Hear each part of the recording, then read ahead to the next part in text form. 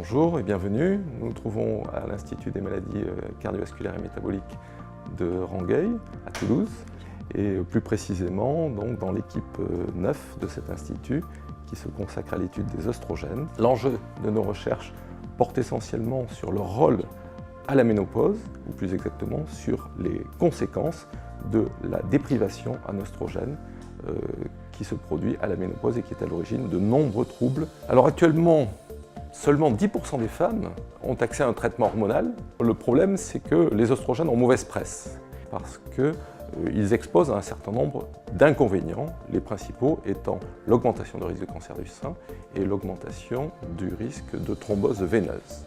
Ces inconvénients ont abouti à un déclin du traitement hormonal, ce qui fait que les femmes à la ménopause aujourd'hui se trouvent concrètement sans traitement. Pour la moitié d'entre elles, ceci altère de façon très notable la qualité de vie. Par ailleurs, les oestrogènes ont de très nombreux avantages, les effets sur les bouffées de chaleur et sur les symptômes de la ménopause, mais aussi la prévention de l'ostéoporose et donc du risque de fracture osseuse, et ils protègent par exemple de l'apparition de diabète. Et donc c'est une optimisation en fait de la balance bénéfice-risque, des avantages par rapport aux inconvénients que nous recherchons.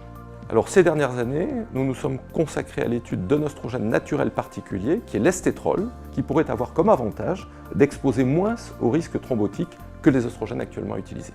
On peut espérer que dans les années qui viennent, cette molécule sera disponible pour le traitement hormonal de la ménopause.